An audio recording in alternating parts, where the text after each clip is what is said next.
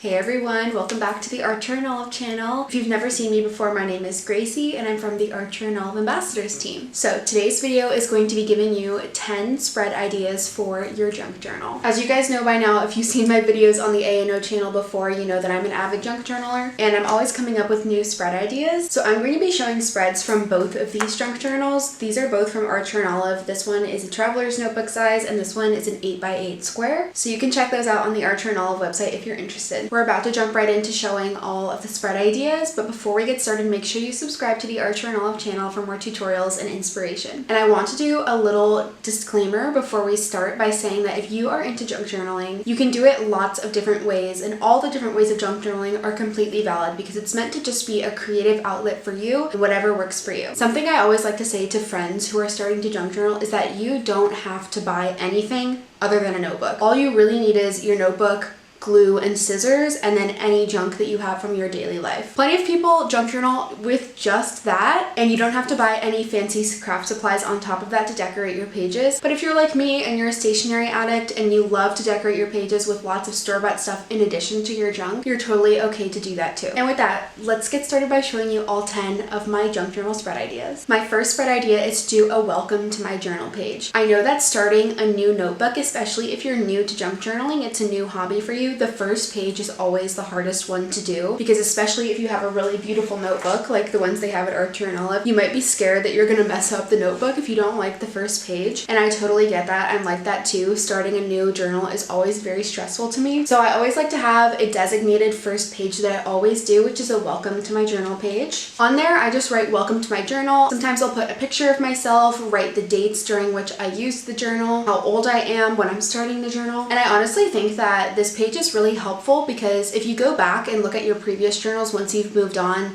through the years down the line, it allows you to see a little profile about yourself or you look at all of the pages that you made during that time of your life. So it's a really great snapshot to show who you were while you were making all of those pages. My second spread idea is to do the documentation of a trip. I always like to commemorate my trips in my junk journal by doing a page full of ephemera that I otherwise would have thrown away from the trip, like boarding passes, receipts, packaging from souvenirs that I bought, or anything else that just might otherwise get thrown away. You can throw it onto a page in your junk journal. I also like to dress up my trip documentation pages by printing out pictures from my trip and also writing little blurbs about what we did each day during the trip. My third spread idea is to use your junk journal as a home for stickers. So I'm an avid sticker collector, whether that be grabbing a freebie one at a restaurant or a store, buying them as merch at my favorite musicians' concerts, or just grabbing them when I visit really cute stationery stores. I have a huge and always growing collection of stickers, and I used to be one of those people that had sticker anxiety, which is where you can't ever use your stickers because you're stressed that it's not going to be the right place, or you're going to waste the sticker by putting it somewhere that you don't actually want it. So I've been saving pages in my junk journal just to fill with stickers so that I know that there's a place that they can go automatically and I don't have to feel bad about never seeing them again because I know I will always have my journals. Obviously, I still keep stickers separate from my junk journal just to use on cards, to put on my water bottle or my computer, or use them wherever I want to, but it's a nice place to have stickers that you know you want to keep for yourself so they just have a place to live. My fourth spread idea is to draw a cartoon character. So I use my junk journal as a very mixed media space. I use it as a scrapbook, like I said, about documenting trips and events in my life, using it for actual junk curation, like making spreads out of actual trash from my life. But I also really like to use my junk journal as a sketchbook. I love drawing and I'm an illustrator for my job, so I always love to have sketchbooks on hand to practice drawing, and sometimes I do that in my junk journal too. I really like to sketch in my junk journal because I feel like it's very low stakes. Because the whole thing is filled with lots of trash anyway, it feels like a space where you can really experiment and try new art styles with drawing. So one of my favorite ways to practice drawing in my junk journal is by recreating frames from my favorite cartoon and drawing cartoon characters from movies or video games that I like. I've always felt that recreating cartoons has really helped me as an artist because it really allows you to see a complex picture and be able to break it down into simple shapes. My next spread idea is to commemorate a concert. Do you love live music? I do too, and I'm an avid concert and festival goer, and I always like to make a spread in my junk journal after I get home from a concert. For these pages, if I have a physical ticket, I'll always glue it in my junk journal, or since nowadays a lot of places don't give out physical tickets anymore, sometimes I'll print the digital digital ticket, or I'll make a fake one on Canva or on my computer and print that out to put in my journal. But another way to take home some tangible memories from the concert is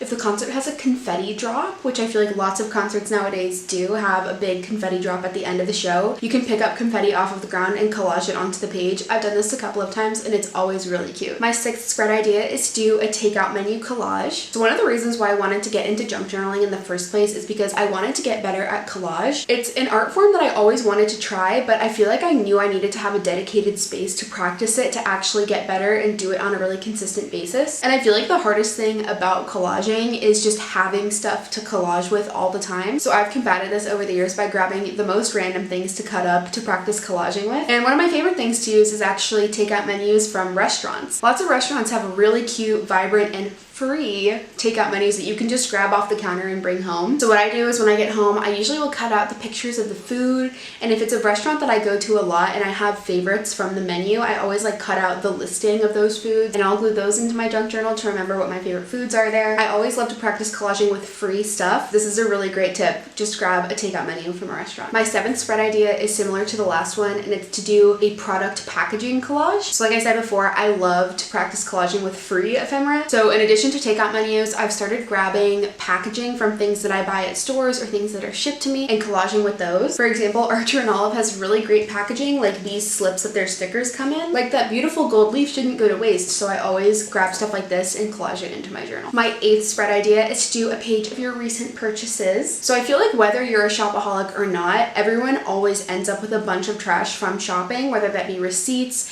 tags from clothes, packaging from makeup or skincare, or even just boxes and bags from food containers. These things are all great junk to glue into your journal. And I feel like if you have one day that's like a big shopping spree day, you can collage it all onto one page with the receipt that has the date and time of the place that you were. My 9th spread idea is to do a page of pen swatches. So I am a big pen and marker collector, and I feel like a great way to fill some pages in your junk journal is by making an index of all of the pens and markers that you own. You could also just do it for one individual brand if you have a bunch of markers by the same brand. So I have these spreads in my junk journal that document all of the Archer and Olive pens that I have and also the collections that they came in. I feel like this is a great spread to remember like what you have instead of having to dig through piles of markers all the time. You can just glance at the sheet and remember what colors you own. But also I feel like it acts as a really great method of swatching the colors so you can remember what the ink in the actual pen looks like because it doesn't always match the color on the cap. And my 10th spread idea is a little bit of a cuter, simpler one, and it's to do a cutout window frame. I also feel like this would be a really great spread to do with your welcome to my journal page. It could be a really great first page. All you have to do is find a cute picture that you want to highlight, put it on one page, and on the page before,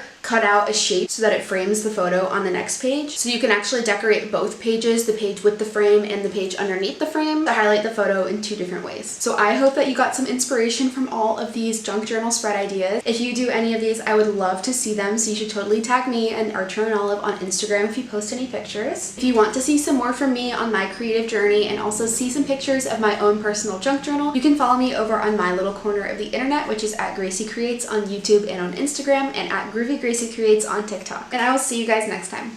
Bye!